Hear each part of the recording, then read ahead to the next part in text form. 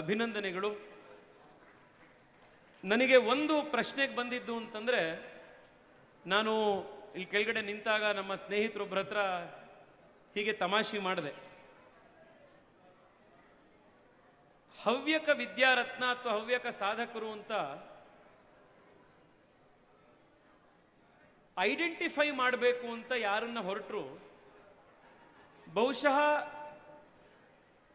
Identification ಮಾಡೋ ಅಂತ ಸಮಿತಿಗಿದ್ದಂಥ ಬಹಳ ದೊಡ್ಡ ಕಷ್ಟ ಅಂತಂದ್ರೆ, ಈ 81 ಜನಕ್ಕೆ ಇದನ್ನು ಹೇಗೆ ನಾವು ರಿಸ್ಟ್ರಿಕ್ಟ್ ಮಾಡೋದು ಅಂತ. ಏಕೆಂದ್ರೆ ಹವ್ಯಕ ಸಮುದಾಯ ಪ್ರತಿಭೆ ಮತ್ತು ಎಕ್ಸಲೆನ್ಸಿಗೆ ಮತ್ತೊಂದು ಹೆಸರಾಗಿರುವಂಥ ಸಮುದಾಯ, ಸಾಧಕರೇ ತುಂಬಿರುವಂಥ ಸಮುದಾಯ. ಸೊ ಇಷ್ಟು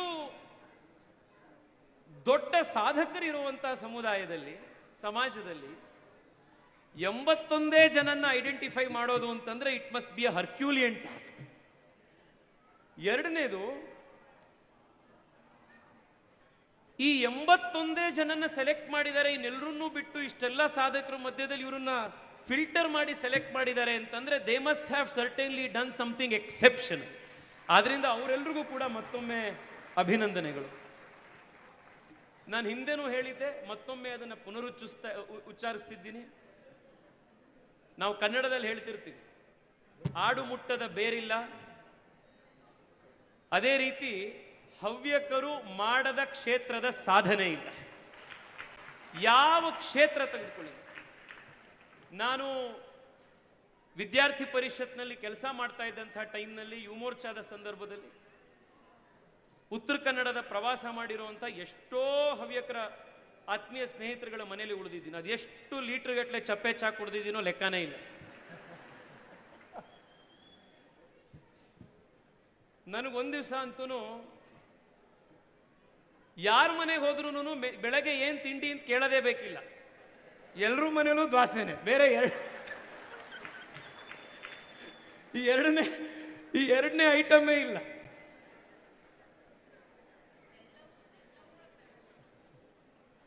ಆದರೆ ನಾನು ಕರ್ನಾಟಕದ, ದೇಶದ ಎಲ್ಲ ಕಡೆ ಪ್ರವಾಸ ಮಾಡಿರುವಂಥ ಒಂದು ಅನುಭವ ಇರೋದ್ರಿಂದ ನಾನು ಇವತ್ತು ಹೇಳ್ತಾ ಇದ್ದೀನಿ, ಮನಸ್ಸು ಬಿಚ್ಚಿ ಇವತ್ತು ಹೇಳ್ತಾ ಇದ್ದೀನಿ. ಈಗಲೂ ಕೂಡ ಉತ್ತರ ಕನ್ನಡದ ಎಷ್ಟೋ ಮನೆಗಳಲ್ಲಿ ಈ ಸಂಪ್ರದಾಯ ಇದ್ದೇ ಇರುತ್ತೆ. ನಾನು ಬಿಗಿನಿಂಗ್ನಲ್ಲಿ ಹೋದಾಗ ನನಗೆ ಬಹಳ ಮುಜುಗರ ಆಗ್ತಾ ಇತ್ತು. ನಾನು ಇನ್ನೂ ಚಿಕ್ಕವನಿದ್ದೆ ಆಗ. ನಾನು 17-18 ವರ್ಷದ ಹುಡುಗನಾಗಿ ನಾನು ಹೋಗ್ತಾ ಇದ್ದಿದ್ದು. ಕಾರ್ಯಕ್ರಮ ಅವ್ರ ಮನೆಗೆ ಹೋಗ್ತಿದ್ವಿ, ನಾವು ಒಂದು ಕಡೆ ಕೂತಿರ್ತಿದ್ವಿ. ಅವಲಕ್ಕಿ, ಕಬ್ಬಿನ ಹಾಲು, ನಂಚ್ಕೊಳ್ಳೋದಕ್ಕೆ ಸ್ವಲ್ಪ ಜೋನಿ ಬೆಲ್ಲ, ಮತ್ತೆ ಮನೇಲಿ ಏನಾದರೂ ಮಾಡಿರುವಂಥ ಮಿಕ್ಸ್ಚರು, ಅದು ಇದು. ಇದನ್ನ ತಂದು ನಮ್ಮ ಎದುರುಗಡೆ ಇಟ್ಟು ಅವ್ರ ಮನೆಯ ಹಿರಿಯರು ಪೂರ್ತಿ ನಮಸ್ಕಾರ ಮಾಡಿಬಿಡ್ತಿದ್ರು.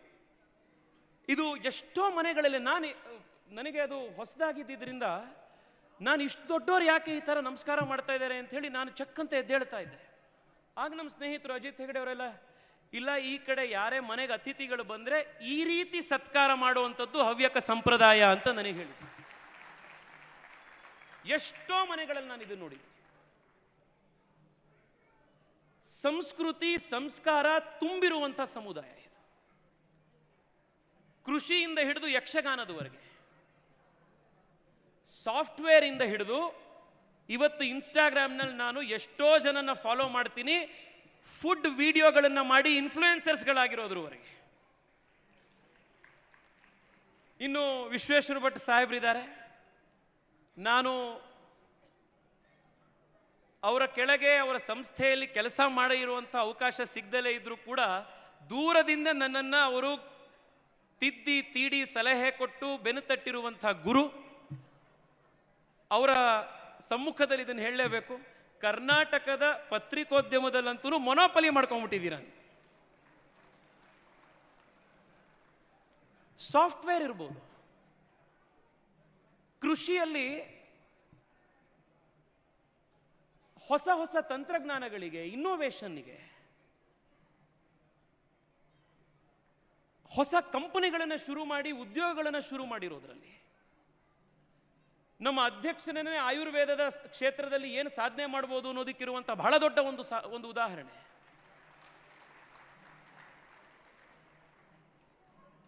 ಇದೆಲ್ಲವೂ ಮಾಡ್ತಾ ಮಾಡ್ತಾ ಜೊತೆಗೆ ಮೊನ್ನೆ ಈಗ ಮಾತನಾಡ್ತಾ ಶರತ್ ಬಚ್ಚೇಗೌಡರು ಬಹಳ ಒಳ್ಳೆ ಮಾತು ಹೇಳಿದ್ರಲ್ಲ ಹೊರಗಡೆ ನಿಂತಾಗ, ಜಪಾನ್ ಬಗ್ಗೆ ನಾವೇನೋ ಮಾತನಾಡ್ತಿದ್ವಿ. ಅವ್ರು ಹೇಳಿದ್ರು Japan is a very unique culture, technologically ಎಷ್ಟು ಮುಂದುವರೆದ್ರೂ ಕೂಡ ಟ್ರೆಡಿಷನ್ ಹಾಗೆ ಇಟ್ಕೊಂಡಿರುವಂಥ ಒಂದು ಕಲ್ಚರ್ ಜಪಾನ್ ಅಂತ ಅವ್ರು ಹೇಳಿದ್ರು. ಕರ್ನಾಟಕದಲ್ಲಿ ಅದಕ್ಕೆ ಯಾರಾದರೂ ಅದೇ ರೀತಿ ಇರುವಂತಹ ಒಂದು ಸಮುದಾಯ ಅಂತಂದ್ರೆ ಟೆಕ್ನಾಲಜಿಯಲ್ಲಿ, ಆಂಟ್ರಪ್ರಿನರ್ಶಿಪ್ಪಲ್ಲಿ, ಮತ್ತೊಂದರಲ್ಲಿ ಎಲ್ಲದರಲ್ಲಿ ಸಾಧನೆ ಮಾಡೋದ್ರ ಜೊತೆಗೂ ಕೂಡ ನೀವು ರಾಮಚಂದ್ರಾಪುರ ಮಠಕ್ಕೆ ಹೋಗಿ, ಸ್ವರ್ಣವಲ್ಲಿ ಮಠಕ್ಕೆ ಹೋಗಿ, ಯಾವುದೇ ಸಾಂಸ್ಕೃತಿಕ ಕಾರ್ಯಕ್ರಮಕ್ಕೆ ಹೋಗಿ ದೊಡ್ಡ ಸಂಖ್ಯೆಯಲ್ಲಿ ಸಮುದಾಯದ ಯುವಕರು ಅಲ್ಲಿ ಭಾಗವಹಿಸ್ತಾ ಇರ್ತಾರೆ. Tradition and technology, modernity and tradition ಇದೆರಡನ್ನೂ ಕಾಪಿಟ್ಕೊಂಡು ಬಂದಿರುವಂಥ ಸಮುದಾಯ. ಇವತ್ತು ಮತ್ತೆ ಸಮಾಜಕ್ಕೆ, ದೇಶಕ್ಕೆ ಹವ್ಯಕ ಸಮುದಾಯ ತೋರಿಸ್ಕೊಟ್ಟಿರುವಂಥ ಒಂದು ಬಹಳ ದೊಡ್ಡ ಒಂದು ಮೆಸೇಜ್ ಏನು ಅಂತಂದ್ರೆ,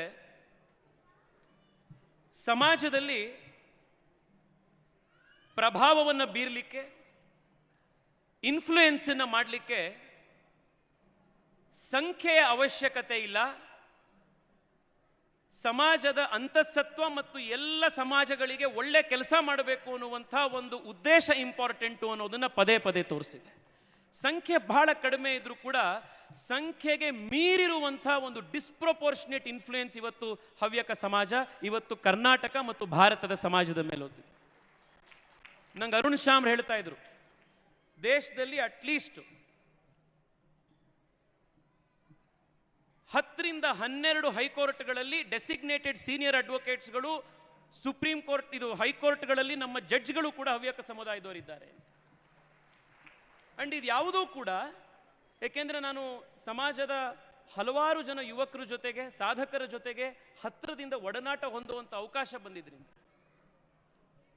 nothing of this was granted on a silver platter. ಯಾರೂ ಬಂದು ಗಿಫ್ಟ್ ಆಗಿ ಇದನ್ನು ಯಾರಿಗೂ ಕೊಟ್ಟಿದ್ದಲ್ಲ. ಇವತ್ತು ಯಾವುದು ಸಾಧನೆ ಇದೆ ಆ ಸಾಧನೆಯನ್ನ ದುಡಿದು ಪಡ್ಕೊಂಡಿರುವಂಥದ್ದು ಈ ಸಮಾಜದ ವಿಶೇಷತೆ.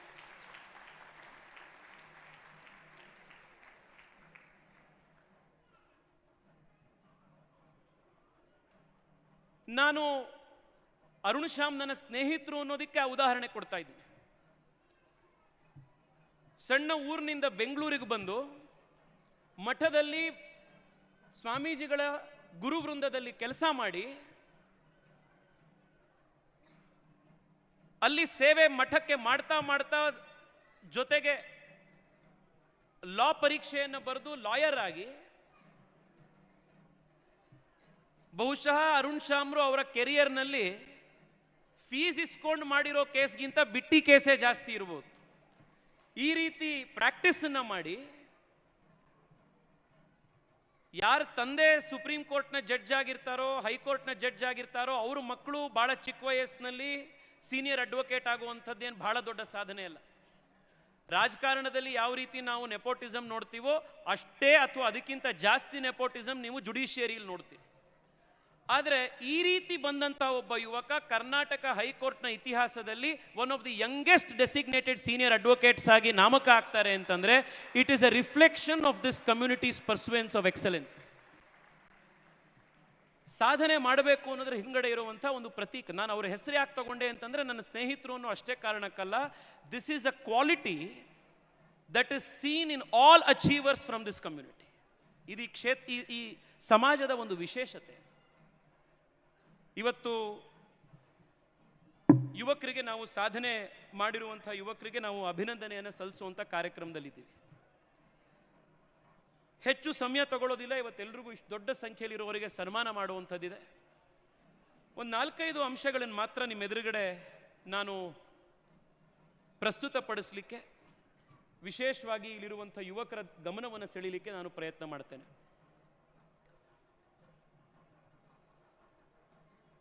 ನಾನು ಆಗಲೇ ಹೇಳಿದೆ, ಇವತ್ತು ಹವ್ಯಕ ಸಮಾಜ ಎಲ್ಲ ಕ್ಷೇತ್ರಗಳಲ್ಲಿ ಸಾಧನೆ ಮಾಡಿದೆ ಅಂತಂದ್ರೆ ಅದರ ಹಿಂದೆ ಪರಿಶ್ರಮ, ಪರಿಶ್ರಮ, ಮತ್ತಷ್ಟು ಪರಿಶ್ರಮ, ಇದೊಂದೇ ಇರುವಂಥ ಗುಟ್ಟು. There is no other shortcut. The pursuit of excellence ಅಂತ ನಾವು ಇಂಗ್ಲಿಷ್ನಲ್ಲಿ ಕರಿತೀವಿ. ಸಮಾಜವಾಗಿಯೂ ದೇಶವಾಗಿಯೂ ಇವತ್ತು ಭಾರತಕ್ಕೆ ಬಹಳ ಅವಶ್ಯಕವಾಗಿರುವಂಥ ಗುಣ ಇದು. ನಾವೀಗ ಮತ್ತೆ ಮಾತನಾಡ್ತಾ ಇದ್ವಿ ಅದನ್ನೇನೆ, ವಿಶ್ವೇಶ್ವರ ಭಟ್ರು, ಶರತ್ತು, ನಾನು. ನಮ್ಮ ನಗರಗಳನ್ನು ನಾವು ಮೇಲ್ದರ್ಜೆಗೆ ಏರಿಸಬೇಕು ಅಂತಂದ್ರೆ ನಾವೆಷ್ಟೋ ಜನ ವಿದೇಶಕ್ಕೆ ಹೋಗಿ ವಾಪಸ್ ಬಂದಾಗ ನಮ್ಗೆ ಅನ್ಸುತ್ತೆ ಅಲ್ಲೆಲ್ಲ ಎಷ್ಟು ಚೆನ್ನಾಗಿತ್ತಪ್ಪ, ಹೆಂಗಿತ್ತು, ಎಷ್ಟು ಚೆನ್ನಾಗಿದೆ ಅಲ್ಲಿ ಕ್ವಾಲಿಟಿ. ಈ ಪರ್ಸೂಟ್ ಆಫ್ ಎಕ್ಸಲೆನ್ಸ್ ಇವತ್ತು ಭಾರತ ನಮ್ಮ ಇತಿಹಾಸದಲ್ಲಿ ನಾವು ಗೌರವ ನಮಗೆ ಸಿಕ್ಕಿದೆ ಅಂತ ಆದರೆ, ಸಿವಿಲೈಸೇಷನ್ಗಳನ್ನು ನಾವು ಸ್ಟಡಿ ಮಾಡಿದಾಗ ಮಾನವತೆ ತನ್ನ ಉತ್ಕೃಷ್ಟ ಶಿಖರವನ್ನು ಮುಟ್ಟಿದ್ದು ಭಾರತದಲ್ಲಿ ಅನ್ನೋದಾದರೆ it was because we worship this value of pursuit of excellence. ನಮ್ಮ ಪೂರ್ವಜರು ಕಟ್ಟಿರುವಂಥ ದೇವಸ್ಥಾನಗಳನ್ನು ನೋಡಿ ನೀವು. ನಾನು ಮೊನ್ನೆ ಚಿಕ್ಕಮಗಳೂರಿನಿಂದ ವಾಪಸ್ ಬರಬೇಕಾದ್ರೆ ಚನ್ನರಾಯಪಟ್ಟಣದ ಹತ್ರ ನುಗ್ಗೇಹಳ್ಳಿ ಅಂತ ಒಂದು ದೇವಸ್ಥಾನ ಇದೆ, ಒಂದು ಊರಿದೆ. ಅಲ್ಲಿ ಹೊಯ್ಸಳರು ಕಟ್ಟಿರುವಂಥ ಒಂದು ಲಕ್ಷ್ಮೀ ನರಸಿಂಹಸ್ವಾಮಿ ದೇವಸ್ಥಾನ ಇದೆ. ತಾವು ಆ ರೂಟ್ನಲ್ಲಿ ಹೋದಾಗ ಯಾವತ್ತಾದರೂ ಆ ನುಗ್ಗೇಹಳ್ಳಿ ಕಡೆ ಗೂಗಲಲ್ಲಿ ಹೋಗಿ ನೋಡಿ ಟ್ರೈ ಮಾಡಿ ಆ ದೇವಸ್ಥಾನಕ್ಕೆ. ಭಾಳ ಒಂಥರ ಹಳೆ ಬಿದ್ದಿದೆ, ನಾವು ಅದನ್ನು ಕರೆಕ್ಟಾಗಿ ಇವತ್ತು ಮೇಂಟೈನ್ ಕೂಡ ಮಾಡಿಲ್ಲ. It is again a reflection of our priorities. ನಾವು ನಮ್ಮ ಸಂಸ್ಕೃತಿಯನ್ನು, ನಮ್ಮ ಹೆರಿಟೇಜನ್ನು ಯಾವ ರೀತಿ ನಾವು ಕಾಪಾಡ್ಕೊಳ್ಳೋದಿಲ್ಲ ಅನ್ನೋಕ್ಕೆ. ಆ ದೇವಸ್ಥಾನ ನೋಡಿದಾಗ ನನಗೆ ಎರಡು ವಿಷಯ ನನ್ನ ಗಮನಕ್ಕೆ ಬಂತು. ದೇವಸ್ಥಾನದಲ್ಲಿ ಆ ಮೇಲ್ಗಡೆ ಗೋಪುರ ಏನಿದೆ, ಅದನ್ನ ಶಿಖರ ಏನಿದೆ, ಅದು ಕಾಲಕ್ರಮೇಣ ಹಾಳಾಗಿದ್ರಿಂದ ಯಾರೋ ದಾನಿಗಳು 1 ಕೋಟಿ ರೂಪಾಯಿ ದುಡ್ಡು ಕೊಟ್ರಂತೆ. ASI ಅವರು ಮತ್ತೆ ಸ್ಥಳೀಯ ಸಂಸ್ಥೆಗಳು ಒಂದಿಷ್ಟು ಜನ ಸೇರ್ಕೊಂಡು, ಡಿಪಾರ್ಟ್ಮೆಂಟ್ನವರು ಎಲ್ಲರೂ ಆ ಹಳೆ ದೇವಸ್ಥಾನದ ಗೋಪುರದ ಶಿಖರ ಮಾತ್ರ ಇವರು ಹೊಸದಾಗಿ ಕಟ್ಟಿಸಿದ್ದಾರೆ. ಕೆಳಗಡೆ ಎಲ್ಲ ಹೊಯ್ಸಳರ ಕಾಲದ ದೇವಸ್ಥಾನ ಇದೆ. ನೀವು ನಮ್ಮ ತಂದೆ ತಾಯಿ ನಿಲ್ಲಿಸಿ ನಾನೊಂದು ಫೋಟೋ ತೆಗೆದೆ ಅಲ್ಲಿ. ನಾನು ಫೋಟೋ ತೆಗಿಬೇಕಾದ್ರೆ ನಾನು ಬಿಲೀವ್ ಇಟ್ ಫ್ರಮ್ ಮೀ, ನಾನು ಅದನ್ನು ಝೂಮ್ ಮಾಡಿಬಿಟ್ಟು ಆ ಗೋಪುರ ಮೇಲ್ಗಡೆ ಶಿಖರ ಬರ್ದಲೆ ಅಲ್ಲಿಂದ ಕೆಳಗಡೆ ಯಾವುದು ಒರಿಜಿನಲ್ ಸ್ಟ್ರಕ್ಚರ್ ಹೊಯ್ಸಳರು ಕಟ್ಟಿದ್ರಲ್ಲ ಅದು ಮಾತ್ರ ಕಾಣುವಷ್ಟು ಮಾತ್ರ ತೆಗೆದೆ. ಯಾಕೆಂದ್ರೆ ಮೇಲ್ಗಡೆ ನೋಡಕ್ಕೆ ಆಗ್ತಿರ್ಲಿಲ್ಲ, ಅಷ್ಟು ಕೆಟ್ಟದಾಗಿತ್ತು. ನನಗೆ ಆ ಮೊಮೆಂಟ್ನಲ್ಲಿ ನನಗೆ ಅನ್ಸಿದ್ದೇನು ಅಂತಂದ್ರೆ,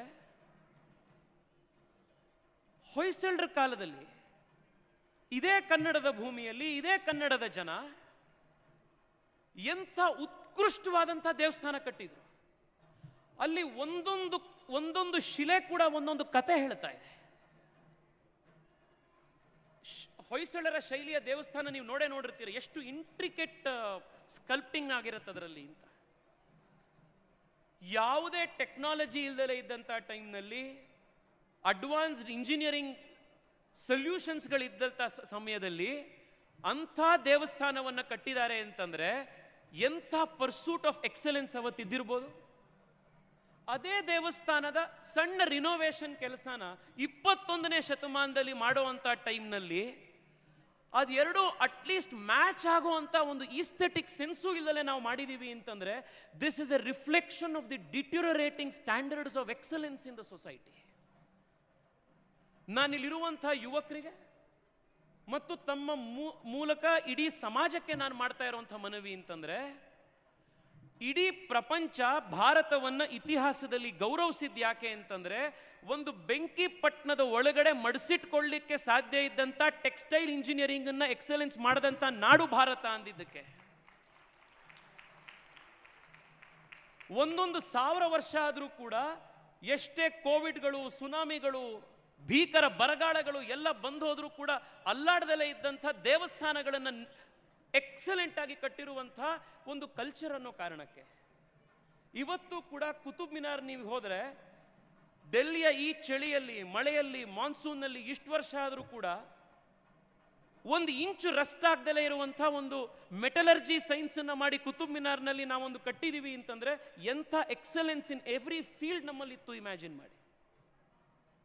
ನಾನು ನಿಮ್ಮೆಲ್ಲರಲ್ಲೂ ಮನವಿ ಮಾಡೋದೇನು ಅಂತಂದರೆ, as a country, as a culture, and most importantly numerically ಕಡಿಮೆ ಸಂಖ್ಯೆ ಇರುವಂಥ ಯಾವುದೇ ಸಮಾಜ ಮುಂದೆ ಬರಬೇಕು ಅಂತಂದರೆ ಪರ್ಸೂಟ್ ಆಫ್ ಎಕ್ಸಲೆನ್ಸ್ ಅಲ್ಲದೆ ಬೇರೆ ಇನ್ನು ಯಾವ ಶಾರ್ಟ್ ಕಟ್ ಕೂಡ ಇಲ್ಲ. This is the harsh reality. ಇದನ್ನ ನಾವು ಅರ್ಥ ಮಾಡ್ಕೊಳ್ಬೇಕು. ನಮ್ಮ ದಿನನಿತ್ಯದ ನಾವು ಕೃಷಿಲಿರ್ಬೋದು, ಆಂಟ್ರಪ್ರಿನರ್ಶಿಪ್ ಇರ್ಬೋದು, ರಿಸರ್ಚ್ ಇರ್ಬೋದು, ಸಾಫ್ಟ್ವೇರ್ ಇರ್ಬೋದು, ಯಾವ ಕ್ಷೇತ್ರ ನಾವು ಆಯ್ಕೆ ಮಾಡ್ಕೊಳ್ತೀವೋ ಅಲ್ಲಿ ಭಾರತೀಯರೊಬ್ರು ಇದ್ದಾರೆ ಅಂತಂದರೆ, ಹವ್ಯಕ ಸಮಾಜದ ಒಬ್ಬರು ವ್ಯಕ್ತಿ ಇದ್ದಾರೆ ಅಂತಂದರೆ ಎಕ್ಸಲೆನ್ಸಿಗೆ ಅದು ಪರ್ಯಾಯ ಶಬ್ದ ಆಗಬೇಕು. That should be the value that we should imbibe. ಎರಡನೇದು, ನಾನು ಹಿಂದೆ ಕೂಡ ಒಮ್ಮೆ ಮಾತನಾಡ್ತಾ ತಮ್ಮಲ್ಲಿ ನಾನು ಹೇಳಿದ್ದೆ, ಎಲ್ಲೇ ಹೋದರೂ ಎಲ್ಲ ಸಮಾಜದ ಭಾರತದ ಯುವಕರಿಗೆ ನಾನು ಮಾಡ್ತಾ ಇರುವಂಥ ಮನವಿ ಇದ್ದೇನೆ. ಈ ಹಿಂದಿನ ಜನರೇಷನ್, ನಮ್ಮ ತಂದೆ ತಾಯಿ ಜನರೇಷನ್ನಿಗೂ ಇಲ್ಲಿ ವೇದಿಕೆ ಮೇಲಿರುವಂಥ ನಮ್ಮ ಜನರೇಷನ್ಗೂ ಇರುವಂಥ ಒಂದು ತುಂಬ ದೊಡ್ಡ ವ್ಯತ್ಯಾಸ ಅಂತಂದರೆ, we are living in a very very fortunate time. ನೀವು ಒಂದ್ಸತಿ ನಿಮ್ಮ ತಂದೆ ತಾಯಿಗಳ ಹತ್ರ ಅಥವಾ ಹಿರಿಯರ ಹತ್ರ ನೀವು ಕೇಳಿ, ಬರೀ 30-35 ವರ್ಷದ ಹಿಂದೆ ಎಷ್ಟು ಕಷ್ಟ ಇತ್ತು ದೇಶದಲ್ಲಿ ಅಂತ. ಶಿಕ್ಷಣಕ್ಕೆ ಎಷ್ಟು ಕಷ್ಟಪಡಬೇಕಿತ್ತು. ಎಷ್ಟೋ ಮನೆಗಳಲ್ಲಿ ಈಗಲೂ ಕೂಡ ವಾರದನ್ನದ ಕಥೆ ಹೇಳುವಂಥ ಎಷ್ಟೋ ಜನ ಇದ್ದಾರೆ. ಬುಧವಾರ ಒಬ್ರು ಮನೇಲಿ ಊಟ ಮಾಡಿದ್ವಿ, ಗುರುವಾರ ಒಬ್ರು ಮನೇಲಿ ಊಟ ಮಾಡಿದ್ವಿ. ಅಂಡ್ ಇದು ಒಂದು ಸಮುದಾಯಕ್ಕೆ ಮತ್ತೊಂದು ಸಮುದಾಯಕ್ಕೆ ಅಂತಿರಲಿಲ್ಲ, ಇಡೀ ದೇಶದಲ್ಲಿ ಅಷ್ಟು ಬಡತನ ಇತ್ತು, ಅಷ್ಟು ಕಷ್ಟ ಇತ್ತು. ಸೊ ಸಹಜವಾಗಿ ಅಷ್ಟು ಸವಾಲುಗಳಿದ್ದಂಥ ಜನರೇಷನ್ನಲ್ಲಿ you cannot expect the risk appetite to be as high as this generation. ಸಹಜವಾಗಿ ಅವರಿಗೆ ಅಯ್ಯೋ ನಮಗೆಲ್ಲೋ ಒಂದು ಸಣ್ಣದೊಂದು ಬ್ಯಾಂಕ್ ಕೆಲಸ ಸಿಕ್ಕಿದ್ರೆ ಸಾಕಪ್ಪ, ಹೆಂಗೋ ಮನೇಲಿರುವಂಥ ಇಬ್ಬರು ತಂಗಿರ್ ಮದುವೆ ಮಾಡ್ಬೋದು, ಇನ್ನೂ ಮನೇಲಿ ಎಷ್ಟೋ ಜವಾಬ್ದಾರಿ ಇದೆ ಅದನ್ನು ನಡೆಸ್ಬೋದು. ಈ ಎಲ್ಲ ಸವಾಲುಗಳು ಅವ್ರಿಗಿತ್ತು. ನಮಗಿರೋಂಥ ಕುಶನ್ನು ಬಫರ್ ಅವ್ರಿಗಿರಲಿಲ್ಲ. ಆದರೆ ಇವತ್ತಿನ ಜನರೇಷನ್ನಿಗೆ we have a unique advantage. ನಮ್ಮ ತಂದೆ ತಾಯಿಗಳು, ನಮ್ಮ ಮನೆಯವರು 30 ವರ್ಷಕ್ಕೆ ಕಂಪೇರ್ ಮಾಡಿದ್ರೆ ಇವತ್ತು ನಾವೆಲ್ಲ ಸಾಕಷ್ಟು ಮುಂದೆ ಬಂದಿದ್ದೀವಿ. We have some kind of a safety net. So it is this generation's responsibility to take risks and become entrepreneurs and create wealth for the country. ಇದು ನಮ್ಮ ಜವಾಬ್ದಾರಿ. ನಮ್ಮ ಹಿಂದಿನ ತಲೆಮಾರು ಅದನ್ನು ಮಾಡಲಿಕ್ಕಾಗಲಿಲ್ಲ ಅಂತಂದ್ರೆ they had valid excuses. But ನಮಗೆ ಯಾವುದೇ ಎಕ್ಸ್ಕ್ಯೂಸ್ ಇಲ್ವೇ ಇಲ್ಲ. ಅವ್ರಿಗೆ ಮನೆ ಕೂಡ ಇರಲಿಲ್ಲ. ಇವತ್ತು ಎಷ್ಟೋ ಜನಕ್ಕೆ ಆಗಿನ ಸ್ಥಿತಿ ಕಂಪೇರ್ ಮಾಡಿದ್ರೆ ಬಹಳಷ್ಟು ಮುಂದುವರೆದಿದೆ, ಇಡೀ ದೇಶ ಮುಂದುವರೆದಿದೆ. ಇವತ್ತು Bharat, we are a $2,000 per capita income economy. ಮುಂದುವರಿದ ರಾಷ್ಟ್ರ ಆಗಬೇಕು, ಪ್ರಧಾನಮಂತ್ರಿಗಳು ಹೇಳಿರೋ ಹಂಗೆ ವಿಶ್ವಗುರು ಭಾರತ ಆಗಬೇಕು ಅಂತಂದ್ರೆ ನಾವು ಕಡಿಮೆ ಅಂದ್ರೂ ಕೂಡ ಚೈನಾದ ಈಗಿನ ಲೆವೆಲ್ಗೆ ನಾವು ಬರಬೇಕು ಅಂದ್ರೂ ಕೂಡ ನಾವು $10,000 ಪರ್ ಕ್ಯಾಪಿಟಾ ಇನ್ಕಮ್ ಇಕಾನಮಿ ಆಗಬೇಕು. ಅಂಡ್ ಹೊಸ ಉದ್ಯಮಗಳನ್ನು ಶುರು ಮಾಡದಲೆ, ಹೊಸ ಇನ್ನೋವೇಷನ್ ಮಾಡದಲೆ, ರಿಸ್ಕ್ ಅನ್ನ ತಗೊಂಡು ಏನೋ ಒಂದನ್ನ ನಾವು ಹೊಸದನ್ನ ನಾವು ಸೃಷ್ಟಿ ಮಾಡ್ತೀವಿ, ವ್ಯಾಲ್ಯೂ ಅಡಿಷನ್ ಮಾಡ್ತೀವಿ ಸಮಾಜದಲ್ಲಿ ಅನ್ನೋದನ್ನ ನಾವು ಮಾಡಲಿಲ್ಲ ಅಂತಂದ್ರೆ we can never achieve this goal of a $10,000 per capita income economy. ನನಗೆ ನಿಮ್ಮ ಮೇಲಿರುವಂಥ ಭರವಸೆ ಏನು ಅಂತಂದ್ರೆ, you will build on the successes of the past. And ಹಿಂದೆ ನಾವು ಏನು ಸಾಧನೆ ಮಾಡಿದ್ವೋ, ನಮ್ಮ ಹಿಂದಿನ ತಲೆಮಾರು ಏನು ಸಾಧನೆ ಮಾಡಿದೆಯೋ ಅದರ 100 ಪಟ್ಟು ಸಾಧನೆ ಮಾಡುವಂಥ ಅವಕಾಶ ಈ ಜನರೇಷನ್ನಿಗಿದೆ. Let us grab the opportunities by both hands and take this forward. As we speak, we are the world's fastest growing large economy. ಎಷ್ಟು ಭರಪೂರವಾದಂಥ ಅವಕಾಶಗಳು ಈ ದೇಶದಲ್ಲಿದೆ. ಈ ಅವಕಾಶಗಳನ್ನು ನಾವು ಉಪಯೋಗಿಸ್ಕೊಳ್ಳೋಣಂತೆ. ಈ ಸಮಾಜದಿಂದ, ಏಕೆಂದರೆ ಜನರಲಿ ಬ್ರಾಹ್ಮಣರಲ್ಲಿ ಬಿಸ್ನೆಸ್ ಮಾಡುವಂಥದ್ದು ಮತ್ತೊಂದು ಮಾಡುವಂಥದ್ದು ಬಹಳ ಕಡಿಮೆ. ಆದರೆ ಅದಕ್ಕೆ ಒಂದು ರೀತಿ ಎಕ್ಸೆಪ್ಷನ್ ಅಂತಂದರೆ ಆ ಆಂಟ್ರಪ್ರಿನೋರಲ್ ಎಬಿಲಿಟಿ ನಾವು ಹವ್ಯಕ ಸಮಾಜದಲ್ಲಿ ನೋಡಿದ್ವಿ. ಬಟ್ ನಾವು ಇಷ್ಟಕ್ಕೆ ಕಾಂಪ್ಲೆಸೆಂಟ್ ಆಗಬಾರ್ದು, ಇಷ್ಟಕ್ಕೆ ನಾವು ಬಹಳ ಸಂತುಷ್ಟರಾಗಬಾರ್ದು. ಲಕ್ಷಾಂತರ ಜನಕ್ಕೆ ಉದ್ಯೋಗ ನೀಡುವಂಥ, ದೇಶಕ್ಕೆ ಮಿಲಿಯನ್ ಗಟ್ಟಲೆ ಡಾಲರ್ಗಳನ್ನು ಅರ್ನ್ ಮಾಡುವಂಥ, ಸಮಾಜದಲ್ಲಿ ಹೊಸ ಹೊಸ ಟೆಕ್ನಾಲಜಿಗಳನ್ನು ಇನ್ನೋವೇಷನನ್ನು ತಂದು ಲಕ್ಷಾಂತರ ಕೋಟ್ಯಾಂತರ ಜನರ ಜೀವನದಲ್ಲಿ ಒಂದು ಪಾಸಿಟಿವ್ ಇಂಪ್ಯಾಕ್ಟನ್ನು ಮಾಡಬಲ್ಲಂಥ ಒಂದು ಅಂತಃಶಕ್ತಿ ಈ ಸಮಾಜದ ಯುವಕರಲ್ಲಿದೆ. ಅದನ್ನು ನಾವು ಗೌರವಿಸ್ಕೊಂಡು ನಾವು ಅದರ ಮೇಲೆ ಕೆಲಸ ಮಾಡಬೇಕಿದೆ. This is my very very sincere request. ಹಿಂದೆ ನೀವೊಂದು ಬಿಸ್ನೆಸ್ ಮಾಡಬೇಕು ಅಂತಂದರೆ ನಿಮಗೆ 5 ಲಕ್ಷ ರೂಪಾಯಿ ಲೋನ್ ಹುಟ್ಟಿಸೋದು ಕಷ್ಟ ಆಗ್ತಾ ಇತ್ತು. ಇವತ್ತು ನಿಮಗೆ ಸರ್ಕಾರದ stand up India, startup India, Mudra ಯೋಜನೆ ಲೋನ್ಸ್ಗಳು, VCಗಳು, ಏಂಜಲ್ ಇನ್ವೆಸ್ಟರ್ಸ್ಗಳು, ಎಷ್ಟು ದೊಡ್ಡ ಈಕೋಸಿಸ್ಟಮ್ ಇವತ್ತು ದೇಶದಲ್ಲಿ ಇಂಪ್ರೂವ್ ಆಗ್ತಾ ಇದೆ. ಇದ್ರ ಕಡೆಗೆ ನಾವು ಹೋಗಬೇಕು.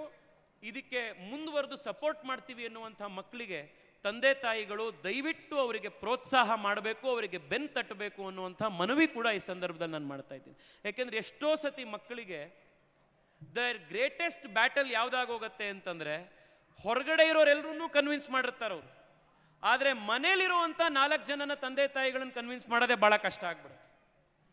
ವರ್ಕೌಟ್ ಆಗಲಿಲ್ಲ ಅಂದರೆ it's okay. We must be okay to fail and we must be okay to rebuild.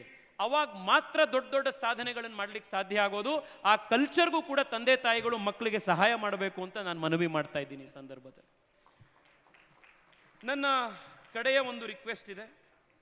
ನೀವೆಲ್ಲರೂ ಕಳೆದ ಕೆಲವು ದಿವಸಗಳಿಂದ ನ್ಯೂಸ್ ಪೇಪರ್ನಲ್ಲಿ 2-3 ದಿವಸದಿಂದ ಯು ಮಸ್ಟ್ ಬಿ ಫಾಲೋಯಿಂಗ್ ಅಮೆರಿಕಾದಲ್ಲಿ ಏನು ನಡೀತಾ ಇದೆ ಚರ್ಚೆ ಅಂತ. ಅಮೆರಿಕಾದಲ್ಲಿ ಟ್ರಂಪು 2-3 ದಿವಸದ ಹಿಂದೆ ಭಾರತದಲ್ಲಿ ಹುಟ್ಟಿರುವಂಥ ಶ್ರೀರಾಮ್ ಕೃಷ್ಣನ್ ಅನ್ನುವಂಥ ಒಬ್ಬ ಇಂಜಿನಿಯರನ್ನು ಅಮೆರಿಕ ದೇಶದ ಆರ್ಟಿಫಿಷಿಯಲ್ ಇಂಟೆಲಿಜೆನ್ಸ್ ಫ್ರೇಮ್ವರ್ಕನ್ನು, ರೆಗ್ಯುಲೇಷನನ್ನು ಹೆಡ್ ಮಾಡುವಂಥ ಒಂದು ಬಹಳ ಇಂಪಾರ್ಟೆಂಟ್ ಪೊಸಿಷನಿಗೆ ಅಪಾಯಿಂಟ್ ಮಾಡಿದ್ರು. ಟ್ವಿಟ್ಟರ್ನಲ್ಲಿರೋರು ಮತ್ತು ಗ್ಲೋಬಲ್ ನ್ಯೂಸ್ನ ಫಾಲೋ ಮಾಡ್ತಾ ಇರೋರು ನಿಮಗೆ ಗೊತ್ತಿರುತ್ತೆ. ಕಳೆದ 3 ದಿವಸದಲ್ಲಿ the amount of racism, the amount of hate that this just single appointment has generated, unbelievable.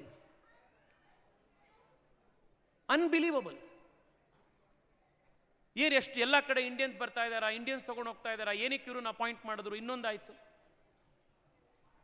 ನೀವು ಯೋಚನೆ ಮಾಡಿ, ಇದಕ್ಕಿಂತ ಇಂಪಾರ್ಟೆಂಟ್ ಪೋಸ್ಟಿಗೆ ಇಲಾನ್ ಮಸ್ಕನ್ನ ಅಪಾಯಿಂಟ್ ಮಾಡಿದ್ದಾರೆ. ಇನ್ನೆಷ್ಟು ಜನ ನಾನ್ ಬ್ರೌನ್ ಪೀಪಲ್ನ ಅಪಾಯಿಂಟ್ ಮಾಡಿದ್ದಾರೆ. ಎಷ್ಟೋ ಜನ ಬೇರೆ ದೇಶದಲ್ಲಿ ಹುಟ್ಟಿರುವಂಥ ಹಿಸ್ಪ್ಯಾನಿಕ್ಸನ್ನ, ವೈಟ್ಸನ್ನ ಅಪಾಯಿಂಟ್ ಮಾಡಿದ್ದಾರೆ.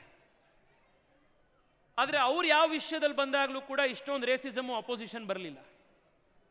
ಆದರೆ ಶ್ರೀರಾಮ್ ಕೃಷ್ಣನ್ ಅಪಾಯಿಂಟ್ಮೆಂಟಿಗೆ ಇಷ್ಟೊಂದು ಅಪೋಸಿಷನ್ ಯಾಕೆ ಬಂದಿದೆ ಅಂದರೆ ಚರ್ಮದ ಬಣ್ಣ ಬೇರೆ ಇದೆ ಅಂತ. There is an underlying message ನಮ್ಮೆಲ್ರಿಗೂ ಕೂಡ. ಬೇರೆ ದೇಶ ಎಷ್ಟೇ ಆಪರ್ಚುನಿಟಿಗಳನ್ನು ಕೊಟ್ಟು 2 ಕೈಯಿಂದ ಕೂಡ ನಾನು ನಿಮ್ಮನ್ನು ಬರಮಾಡ್ಕೋತೀನಿ, ನಿನಗೆ ಪ್ರಯಾರಿಟಿಲಿ H1B ವೀಸಾ ಕೊಡ್ತೀನಿ ಅಂತಂದ್ರೂ ಕೂಡ ಅದು ಯಾವತ್ತೂ ಕೂಡ ನಮ್ಮದು ಅಂತ ಆಗೋದಿಲ್ಲ. ಇದಕ್ಕೆ ಒಂದೇ ಸೊಲ್ಯೂಷನ್ ಏನು ಅಂತಂದ್ರೆ, ಮುಂದಿನ ಜನರೇಷನ್ನ ಗೂಗಲ್, ಮುಂದಿನ ಜನರೇಷನ್ನ ಆಪಲ್, ಮುಂದಿನ ಜನರೇಷನ್ನ ಮೈಕ್ರೋಸಾಫ್ಟ್ ನಂತ ಕಂಪನಿಗಳು ಭಾರತದಿಂದ ಬರಬೇಕು, ಭಾರತದ ಫೌಂಡರ್ಗಳದನ್ನು ಕಟ್ಟಬೇಕು. That is the only solution for this. ನಾವು ಇವತ್ತು ಮಾತನಾಡ್ತಾ ಇದ್ವಿ, ನನಗೆ ಕಳೆದೊಂದು 4-5 ದಿವಸದಿಂದ ನನ್ನ ಯಾವ DM ಓಪನ್ ಮಾಡಿದ್ರು ಸಾವಿರಾರು message, thank you US consulate ತಗೊಂಡ್ಬಂದಿದ್ದಕ್ಕೆ ಬೆಂಗಳೂರಿಗೆ ಅಂತ. US ಕಾನ್ಸುಲೇಟ್ ಬೆಂಗಳೂರಿಗೆ ಬಂದಿದ್ದು ಸಂತೋಷ ಇದೆ. ಬಟ್ ನನಗೆ ಇನ್ನೊಂದು ಆಶ್ಚರ್ಯ ಆಗಿದ್ದು, ಫ್ಲಿಪ್ ಸೈಡ್ ನಾನು ಕೌಂಟರ್ ಇಂಟ್ಯೂಟಿವ್ ಅಲ್ಲಿ ನೋಡಿದಾಗ ಇಷ್ಟೊಂದು ಜನ ತುದಿಗಾಲಲ್ಲಿ ನಿಂತಿದ್ದಾರಲ್ಲಪ್ಪ, ಬಂದರೆ ಅವಕಾಶ ಸಾಕು ಓಡೋಗ್ಬಿಡೋಣ ಅಮೆರಿಕಾಗೆ ಅಂತ. I am not saying everything is right in India, but the responsibility to fix things in India is ours, nobody else's. ಇದು ನಮ್ಮ ಜವಾಬ್ದಾರಿ. And the example of Sriram Krishnan's appointment is a glaring example ನಮಗೆ. ನೀನು ಎಷ್ಟೇ ಸಾಧನೆ ಮಾಡಿರ್ಬೋದು, ಎಂಥ ಹೈ ಸ್ಕಿಲ್ಡ್ ಇರ್ಬೋದು, ನೀನು ಏನೇ ಇರ್ಬೋದು, ಬಟ್ ಫ್ರಂಟ್ ಲೈನಿಗೆ ನಿಮ್ಮನ್ನು ತಗೊಂಡು ಬರ್ತೀವಿ ಅಂದಾಗ ಒಂದು ಕಲ್ಚರಲ್ ರೆಸಿಸ್ಟೆನ್ಸ್ ಅಲ್ಲಿ ಕೂಡ ಕಾಣುತ್ತೆ ಅಂತ. ಆ ಕಲ್ಚರಲ್ ರೆಸಿಸ್ಟೆನ್ಸ್ ಪ್ರಪಂಚದ ಎಷ್ಟೋ ದೇಶಗಳನ್ನು ನಾವು ನೋಡ್ತೀವಿ. ಬಟ್ ಅದನ್ನು ನಾವು ಬಗೆಹರಿಸಬೇಕು ಅಂತಂದರೆ ನಮ್ಮ ದೇಶದಲ್ಲಿ ಈ ಮಟ್ಟದ ಕಂಪನಿಗಳನ್ನು, ಇನ್ಸ್ಟಿಟ್ಯೂಷನ್ಸನ್ನು ನಾವಿವತ್ತು ಕಟ್ಟಬೇಕಾಗಿದೆ. ಇದು ನಾನು ನಿಮ್ಮಲ್ಲಿ ಮಾಡ್ತಾ ಇರುವಂಥ ಮನವಿ. I am trying to give a big picture of what we need to do. ಕಡೆಯದಾಗಿ ಒಂದು ಮನವಿ ಇದೆ. ನಾನು I think I have already overshot my time. ನಾನು ನಿಮ್ಮಲ್ಲಿ ಒಂದು ರಿಕ್ವೆಸ್ಟು, ನಾನು ಆಗಲೇ ಬಿಗಿನಿಂಗ್ನಲ್ಲೂ ಹೇಳಿದೆ, ಈ ಸಮಾಜದ ವಿಶೇಷತೆ ಅಂತಂದರೆ ಎಷ್ಟೇ ಮಾಡರ್ನಿಟಿ ಇದ್ದರೂ ಕೂಡ, ಎಷ್ಟೇ ಆಧುನಿಕತೆ ಇದ್ದರೂ ಕೂಡ ನಮ್ಮ ಸ್ವಂತಿಕೆಯನ್ನು, ಸ್ವಂತ ಸಂಸ್ಕೃತಿಯನ್ನು ಕಾಪಿಟ್ಕೊಂಡಿರುವಂಥ ಸಮಾಜ ಇದು ಅಂತ. ನನಗೆ ಬಹಳ ಖುಷಿ ಮತ್ತು ನನ್ನ ಮನವಿ ಅಂತಂದರೆ, ನಾವು ಈ ಎಲ್ಲ ಸಾಧನೆ ಮಾಡೋದ್ರ ಜೊತೆಗೆ ಇವತ್ತಿನ ದೇಶದ, ಇವತ್ತಿನ ಕಾಲಘಟ್ಟಕ್ಕೆ ಬೇಕಾಗಿರುವಂಥ ಎಲ್ಲ ಆಧುನಿಕತೆಗೆ ತೆರೆದುಕೊಳ್ಳೋದ್ರ ಜೊತೆಗೆ ನಾವೆಲ್ಲಿಂದ ಬಂದ್ವಿ ಮತ್ತು ನಾವು ಯಾರು ಅನ್ನುವಂಥ ಬೇರುಗಳನ್ನು ಮಾತ್ರ ನಾವು ಯಾವ ಕಾರಣಕ್ಕೂ ಮರಿಬಾರದು. That is what makes us unique, that is what makes us special. ನನ್ನ 3 ರಿಕ್ವೆಸ್ಟ್ ಇದೆ ನಿಮಗೆ, 3 ರಿಕ್ವೆಸ್ಟ್. ವಿಶೇಷವಾಗಿ ಇಲ್ಲಿರುವಂಥ ಯುವಕರಲ್ಲಿ ನನ್ನ ಮನವಿ ಇದೆ. ನಾನು ಇತ್ತೀಚೆಗೆ ಉತ್ತರ ಕರ್ನಾಟಕದ ನನಗೆ ಉತ್ತರ ಕರ್ನಾಟಕದ ಊಟ ಬಹಳ ಇಷ್ಟ. ನಾನು ಮೊನ್ನೆ ನಮ್ಮ ಸ್ನೇಹಿತರೊಬ್ಬರು ಮನೆಗೆ ಹೋಗಿದ್ದೆ. ಅವ್ರ ಮನೇಲಿ ಊಟ ಮಾಡ್ತಾ ನಾನು ಕೇಳಿದೆ, ಅವನು ಇತ್ತೀಚೆಗೆ ಮದುವೆ ಆಗಿದ್ದ. ನಾನು ಅವನಿಗೆ ಕೇಳಿದೆ, ಯಾರು ಮಾಡಿದ್ದಪ್ಪ, ನಿನ್ನ ಹೆಂಡತಿ ಮಾಡಿದ್ದ, ಅಮ್ಮ ಮಾಡಿದ್ದ ಅಂತ. ಆಗ ಅವನು ಹೇಳ್ದ, ನನ್ನ ಹೆಂಡತಿಗೆ ರೊಟ್ಟಿ ಬಡಿಲಿಕ್ಕೆ ಬರಲ್ಲ, ಲಟ್ಟಣಿಗೆಯಲ್ಲಿ ಮಾಡ್ತಾಳೆ, ಆದರೆ ರೊಟ್ಟಿ ಅಮ್ಮ ಬಡದು ನನಗೆ ಕೊಟ್ಟಿರೋದು, ಅಮ್ಮಂಗೆ ಮಾತ್ರ ರೊಟ್ಟಿ ಮಾಡಕ್ಕೆ ಬರೋದು. ನಾನು ಕೇಳಿದೆ, ಅಯ್ಯೋ ನೆಕ್ಸ್ಟ್ ನಮಗೆಲ್ಲ ರೊಟ್ಟಿ ಹೆಂಗಪ್ಪ, ಯಾರಿಗೂ ಬರಲೇ ಇಲ್ಲ ಅಂದರೆ ಅಂತ. ಇದೊಂದು this may seem as a very small incident, but ನಾವು ಎಷ್ಟೋ ವರ್ಷಗಳಿಂದ, ಶತಮಾನಗಳಿಂದ ಬಂದಿರುವಂಥ ನಮ್ಮ ಕಲ್ಚರಲ್ ಪರಂಪರೆ, ಫುಡ್ ಹ್ಯಾಬಿಟ್ಸು, ಇದನ್ನೆಲ್ಲ ನಾವು ಅಳವಡಿಸ್ಕೊಳ್ಳದಲ್ಲೇ ಕಳ್ಕೊಂಡು ಬಿಡ್ತೀವಿ ಆ್ಯಂಡ್ ಸಾಂಸ್ಕೃತಿಕವಾಗಿ ಬಡವರಾಗ್ಬಿಡ್ತೀವಿ. ನಾನು ನಿಮ್ಮಲ್ಲಿ ಮಾಡ್ತಾ ಇರುವಂಥ ಮನವಿ ಇಷ್ಟು, ಏಕೆಂದರೆ ಹವ್ಯಕ ಸಮಾಜದ ಎಷ್ಟೋ ವಿಶೇಷತೆಗಳಿದೆ. ಅದು ಈ ಸಮಾಜಕ್ಕೆ ಮಾತ್ರ ಇರುವಂಥ ಯುನೀಕ್ ಕ್ವಾಲಿಟೀಸ್. ಅದು ನಿಮ್ಮ ಅಡುಗೆಗಳು. ನಾನು ಮೊನ್ನೆ ತಂಬುಳಿ ಮನೆ ಇನಾಗ್ರೇಟ್ ಮಾಡಿದಾಗ ಅಂದ್ಕೊಂಡೆ, ಏನಪ್ಪ ತಂಬುಳಿಲಿ ಇಷ್ಟೊಂದು ಇನ್ನೋವೇಷನ್ನು, ಡೈವರ್ಸಿಟಿಫಿಕೇಶನ್ ಮಾಡಿದಾರಲ್ಲ ಇವರು ಅಂತ. ಇದು ಒಂದೊಂದು ಸಮುದಾಯದ ವಿಶೇಷತೆ. ಇದು ನನ್ನ ರಿಕ್ವೆಸ್ಟ್ ನಿಮ್ಮಲ್ಲಿ ಅಂತಂದರೆ, ನೀವು ಎಲ್ಲಾದರೂ ಹೋಗಿ, ದೇಶದ, ಪ್ರಪಂಚದ ಯಾವುದೇ ಮೂಲೆಯಲ್ಲಿ ಹೋಗಿ, ನಮ್ಮ ಊಟದ, ನಮ್ಮ ಸ್ವಾದ ಮತ್ತು ನಮ್ಮ ಊಟದ ಒಂದು ಕಲ್ಚರ್ ಏನಿದೆ, ದಯವಿಟ್ಟು ಅದನ್ನು ನೀವು ನಿಮ್ಮ ಮನೆಗಳಲ್ಲಿ ಕಾಪಿಟ್ಕೊಳ್ಳಿ. That makes us so special. ಅದು ನಮ್ಮ ಟ್ರೆಡಿಷನಲ್ ನಾಲೆಡ್ಜ್ ಸಿಸ್ಟಮ್. ಅದನ್ನು ನಾವು ಕಾಪಿಟ್ಕೊಳ್ಬೇಕು. 2ನೇದು, ಇದನ್ನು ನಾನು ಕನ್ನಡಿಗರಿಗೂ ಹೇಳ್ತಾ ಇದ್ದೀನಿ, ಅದರಲ್ಲಿ ವಿಶೇಷವಾಗಿ ನಾನು ಹವ್ಯಕರಲ್ಲಿ ಹೇಳ್ತಿರೋದು, ನಮ್ಮ ಭಾಷೆಗಳು ಉಳಿಬೇಕು ಅಂತಂದರೆ ಸರ್ಕಾರ, ಶಾಲೆಗಳು, ಸಿನಿಮಾಗಳು ಇವೆಲ್ಲವೂ ಒಂದು ರೋಲ್ ಪ್ಲೇ ಮಾಡಿದ್ರೆ, ನಮ್ಮ ಭಾಷೆ ಉಳಿಯುವಂಥದ್ದು ನಾವು ನಮ್ಮ ಮನೆಯಲ್ಲಿ ನಮ್ಮ ಭಾಷೆ ಮಾತನಾಡ್ತೀವ ಅನ್ನೋದ್ರ ಮೇಲೆ ಮಾತ್ರ. ನಾವು ನಮ್ಮ ಮಕ್ಕಳ ಜೊತೆಗೆ ನಮ್ಮ ಮನೆಯಲ್ಲಿ ನಾವು ಕನ್ನಡ ಮಾತನಾಡಲಿಲ್ಲ ಅಂತಂದರೆ, ನಾವು ಅವರಿಗೆ ನಮ್ಮ ಭಾಷೆ ಕಲಿಸ್ಕೊಡ್ಲಿಲ್ಲ ಅಂತಂದರೆ, ಆ ಮಕ್ಕಳು ಯಾವ ಭಾಷೆ ಮಾತನಾಡಕ್ಕೆ ಸಾಧ್ಯ? ನಮ್ಮ ಭಾಷೆ ಉಳಿಯಕ್ಕೆ ಹೇಗೆ ಸಾಧ್ಯ? ನಾಳೆ ನಮ್ಮ ಪುಸ್ತಕಗಳನ್ನು ಯಾವಾಗ ಓದ್ತಾರೆ? ವಿಶ್ವೇಶ್ವರ ಭಟ್ರು ವಾರಕ್ಕೊಂದು ಪುಸ್ತಕ ಬರೀತಾರೆ. ನಾವು ಮಕ್ಕಳಿಗೆ ಮನೆಯಲ್ಲಿ ಕನ್ನಡನೇ ಓದಲಿಲ್ಲ ಅಂತಂದರೆ, ಕಲಿಸ್ಕೊಡ್ಲಿಲ್ಲ ಅಂತಂದರೆ, ನಾಳೆ ಅವ್ರ ಪುಸ್ತಕ ಓದೋರು ಯಾರು? ನಾನು ನಿಮ್ಮೆಲ್ಲರಲ್ಲೂ ಮನವಿ ಮಾಡ್ತಾ ಇರುವಂಥದ್ದು ಅಂದರೆ, ಕನ್ನಡ ಭಾಷೆನೇ ಇಷ್ಟೊಂದು ಯುನೀಕ್ ಆಗಿರುವಂಥ ಭಾಷೆ, ವಿಶೇಷತೆಗಳನ್ನು, ಸೊಬಗನ್ನು ಕೂಡಿರುವಂಥ ಭಾಷೆ. ಅದರಲ್ಲೂ ಕೂಡ ಒಂದು ವಿಶೇಷತೆ ಇರುವಂಥದ್ದು ಹವ್ಯಕ ಭಾಷೆ. ಆ ಭಾಷೆಯನ್ನು ನೀವು ನಿಮ್ಮ ಮನೆಗಳಲ್ಲಿ ಕಾಪಿಟ್ಕೊಳ್ಳಿ. ನಿಮ್ಮ ಮನೆಯಲ್ಲಿ ವಿಶೇಷವಾಗಿ ಯಾರು ಚಿಕ್ಕ ಚಿಕ್ಕ ಮಕ್ಕಳ ತಂದೆ ತಾಯಿಗಳಿದ್ದಾರೆ, ಯಂಗ್ ಪೇರೆಂಟ್ಸ್ ಇದ್ದಾರೆ, ನಾನು ನಿಮ್ಮಲ್ಲಿ ರಿಕ್ವೆಸ್ಟ್ ಮಾಡ್ತಾ ಇದ್ದೀನಿ, ದಯವಿಟ್ಟು ನೀವು ಇವತ್ತು ನಾವು ಹವ್ಯಕರನ್ನೇ ಮದುವೆ ಆಗ್ತಾ ಇದ್ದಾರೆ ಅಂತಿಲ್ಲ, ಒಬ್ಬೊಬ್ರು ಬೇರೆ ಬೇರೆ ಎಲ್ಲರೂ ಆಗ್ತಾ ಇರ್ತಾರೆ. ಆದರೆ ನಿಮ್ಮ ಮನೆಯಲ್ಲಿ ಅಟ್ಲೀಸ್ಟು ತಂದೆ ತಾಯಿಗಳು ಮನೇಲಿ ನೀವು ಆ ಭಾಷೆ ಮಾತನಾಡಲಿಲ್ಲ, ತಾಯಿ ಯಾವುದೋ ಬೇರೆ ಊರಿನಿರ್ಬೋದು, ಗಂಡ ಇನ್ನೊಂದು ಯಾವುದೋ ತಂದೆ ಬೇರೆ ಊರಲ್ಲಿ ಇರ್ಬೋದು ಅಂತಿದ್ರೂ ಕೂಡ ಅಜ್ಜ ಅಜ್ಜಿಗಾದರೂ ನೀವು ಅವ್ರ ಜೊತೆಗೆ ಸಮ್ಮರ್ ಹಾಲಿಡೇಸಲ್ಲಿ ಇನ್ನೊಂದು ಕಡೆ ಅವರಿಗೆ ಅವಕಾಶ ಮಾಡಿಕೊಟ್ಟು ಹವ್ಯಕ ಭಾಷೆಯನ್ನು ಮನೆಗೆ ಮಕ್ಕಳಿಗೆ ಕಳಿಸಿ ಅದು ಇನ್ನೂ 100 ಕಾಲ ಹವ್ಯಕ ಭಾಷೆ ಉಳಿಯುವಂಥದ್ದು ಕಡೆಗೆ ತಾವೆಲ್ಲರೂ ಕೂಡ ಸಹಕರಿಸಬೇಕು. ಇದು ನಮ್ಮ ಸಂಕಲ್ಪ ಆಗಬೇಕು. ಇದು 2ನೇ. 3ನೇದು, ನಮ್ಮ ಸಂಸ್ಕೃತಿ ಅಡಗಿರುವಂಥದ್ದೇನೆ ನಮ್ಮ ಸಾಹಿತ್ಯ, ಸಂಗೀತ, ನೃತ್ಯ, ಕಲೆಗಳಲ್ಲಿ. The essence of our civilisational values, Ramayana, Mahabharata ಇದೆಲ್ಲವೂ ಉಳಿದಿರುವಂಥದ್ದೇ ಅದರಲ್ಲಿ. ದಯವಿಟ್ಟು ಮಕ್ಕಳಿಗೆ ಚಿಕ್ಕ ವಯಸ್ಸಿಂದನೇ ನೀವು ಸಂಗೀತ, ನೃತ್ಯ, ಕಲೆ, ಸಾಹಿತ್ಯ ಇದಕ್ಕೆ ಕಲಿಸಿ 10ನೇ ಕ್ಲಾಸ್ ಬಂತು ಅಂತ ದಯವಿಟ್ಟು ಅವ್ರನ್ನ ಬಿಡಿಸೋಕ್ಕೆ ಹೋಗಬೇಡಿ. ಅದೆಲ್ಲವನ್ನೂ ಮಾಡುವಂಥ ಒಂದು ಎಬಿಲಿಟಿ ನಮ್ಮ ಮಕ್ಕಳಲ್ಲಿರುತ್ತೆ. ನೀವು ಸಂಗೀತ ಸಾಹಿತ್ಯಗಳನ್ನು ಕಲಿಸಿರೋವಂಥ ಮಕ್ಕಳ ಓವರ್ ಆಲ್ ಕಲ್ಚರಲ್ ಔಟ್ಲುಕ್ಕೇ ಚೇಂಜ್ ಆಗೋಗಿರುತ್ತೆ. ದಯವಿಟ್ಟು ಇವೆಲ್ಲವನ್ನು ನಾವು ಮಾಡೋದ್ರ ಜೊತೆಗೆ ನಾವು ಆಧುನಿಕತೆಯನ್ನು ಅಪ್ಕೊಳ್ತೇವೆ, ನಮ್ಮ ಟ್ರೆಡಿಷನ್ನು ಕೂಡ ನಾವು ಜೊತೆಗಿಟ್ಕೊಂಡು ಮುಂದೆ ಹೋಗಲಿಕ್ಕೆ ಸಾಧ್ಯ ಇದೆ. ಮತ್ತೊಮ್ಮೆ ನಾನು ಇಷ್ಟೊಂದು ಸಾಧನೆ ಮಾಡಿರುವಂಥ, ಸಮಾಜಕ್ಕೆ ಒಂದು ಆದರ್ಶವನ್ನು ಎಸ್ಟಾಬ್ಲಿಷ್ ಮಾಡಿರುವಂಥ, ಎಲ್ಲ ಕ್ಷೇತ್ರಗಳಲ್ಲೂ ಕೂಡ ಸಾಧನೆಗೆ ಮತ್ತೊಂದು ಹೆಸರಾಗಿರುವಂಥ, ಕಡಿಮೆ ಸಂಖ್ಯೆ ಇದ್ದರೂ ಕೂಡ ಒಳ್ಳೆ ಸತ್ಕಾರ್ಯಗಳ ಮೂಲಕ ಅಪಾರವಾದಂಥ ಪ್ರಭಾವವನ್ನು ಸಮಾಜದ ಮೇಲೆ ಬೀರ್ಬೋದು ಅಂತ ಪದೇ ಪದೇ ತೋರಿಸುವಂಥ, ಆಯುರ್ವೇದದಿಂದ ಗೋ ಸೇವೆಯವರೆಗೆ, ತಂತ್ರಜ್ಞಾನದಿಂದ ಹಿಡಿದು ಫುಡ್ ಇನ್ಫ್ಲೂಯೆನ್ಸರ್ಸ್, ಬ್ಲಾಗರ್ಸ್ನವರೆಗೆ ಎಲ್ಲ ಕ್ಷೇತ್ರಗಳಲ್ಲೂ ತಮ್ಮದೇ ಆದಂಥ ಛಾಪನ್ನು ಮೂಡಿಸಿರುವಂಥ ಈ ಪ್ರತಿಭಾನ್ವಿತ ಸಾಧಕರನ್ನೇ ತುಂಬಿರುವಂಥ ಸಮುದಾಯಕ್ಕೆ, ಸಮಾಜಕ್ಕೆ ನಾನು ಮತ್ತೊಮ್ಮೆ ನಮಸ್ಕರಿಸಿ ಇಲ್ಲಿ ಕೂತಿರುವಂಥ ಎಲ್ಲ ಯುವಕರಿಗೆ, ಸಾಧಕ ಮಿತ್ರರಿಗೆ all the very best. The future is ours to grab. ಮತ್ತೊಮ್ಮೆ ಎಲ್ರಿಗೂ ನಮಸ್ಕಾರ. Wish all of you the very best. Congratulations. ನಮಸ್ಕಾರ.